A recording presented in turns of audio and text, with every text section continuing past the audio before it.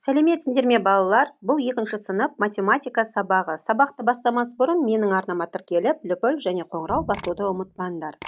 Күнделікті сабақтарды бірге орындайық. Бүгін бізде 68-ші сабақ. Геометриялық фигураларды салу. Бүгінгі сабақта сен торкөз параққа геометриялық фигураларды салуды үйренесің. Нөмірі бірінші есеп. Дәптерге суреттегідей әр түсті нүктелер белгіле. 4 қызыл, 4 көк, 4 күлгін нүктелерді пайдаланып, 3 тік төртбұрыш сал. Қызыл тік төртбұрышты көк және күлгін түсті тік төртбұрыштармен дәл келетіндей етіп, қай бағытта жылжыту қажет.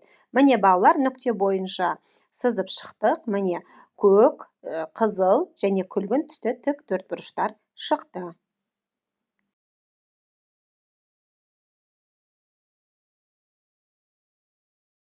Нөмірі екінші есеп. Дәптерге суреттегідей әр түсті нүктелер белгіле.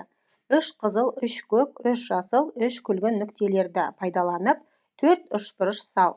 Қызыл үшбұрышты көк, жасыл және күлгін түсті үшбұрыштармен дәл келетіндей етіп, қай бағытта жылжыту қажет. Міне балалар, менде мынандай үшбұрыштар шықты. Яғни қызыл мен көк бір-біріне қарама-қарсы, жасыл мен күлгін бір-біріне қарама-қарсы үшбұрыштар шықты. Дәптерлеріне сызып алсаңдар болады.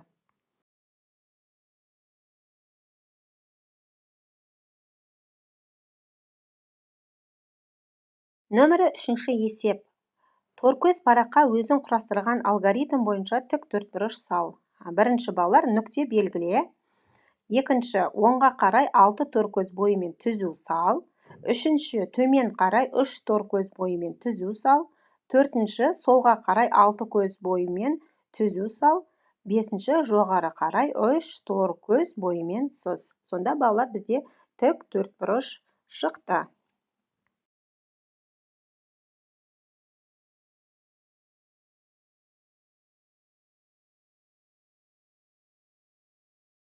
Нөмірі төртінші есеп. Тік бұрышты үшбұрыштың қалай салынғанын түсіндір. Фигуралардың тік төртбұрыш шығатындай толықтырып сал. Балалар, міне қызылда мен толықтырып шықтым және көкте де толықтырып шықтым. Сендер де осылай толықтырып дәптерлеріңе сызып ала қойыңдар.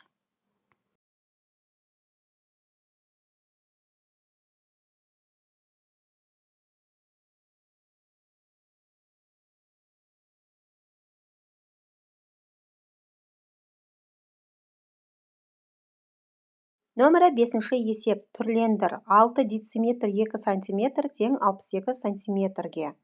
5 метр 1 дециметр тең 51 дециметрге.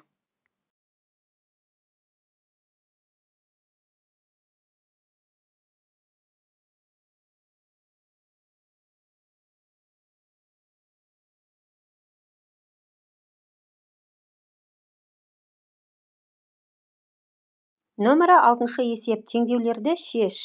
С азайту 35 тең 27. Мұнда С белгісіз. С-ны табуым үшін 27-ге 35-ті қосамыз. 27-ге 35-ті қосатын болсақ, 62. С мұнда 62-ге тең. Енді С-ның орнына 62-ні қойып, есепті жазамыз. 62 азайту 35 тең 27. 27 тең 27. Келесі 64 қосу Б тең 100.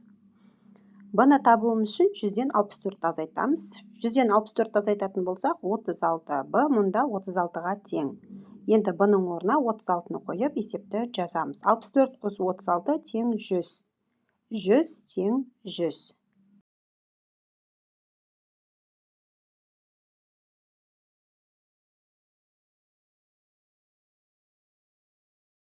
Нөмірі 7-ші есеп. Кесте бойынша есеп құрастыр және оны шығар. Мұнда балалар есептің қысқаша шартын жаздық. Сатылды 23 және 47. Қалды 14. Болды, яғни бізге болған табуымыз керек. Ол үшін шешуінде 23 қосу 47, қосу 14. 23-ке 47-ні қосатын болсақ 70, 70-ке 14-ті қосатын болсақ 84. Жауабы бастапқыда 84 коньки болды.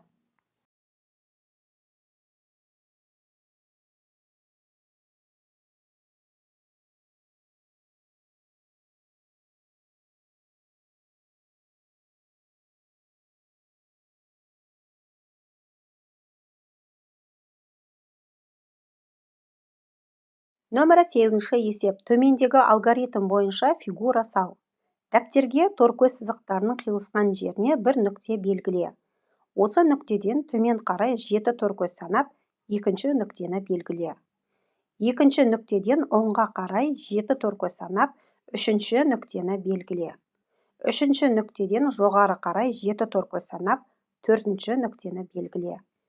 1 мен 2, 2 мен 3, 3 пен 4 және 1 мен 4 нүктелерді сызықтармен қос. Қандай фигура шықты? Мұнда балалар шаршы шықты.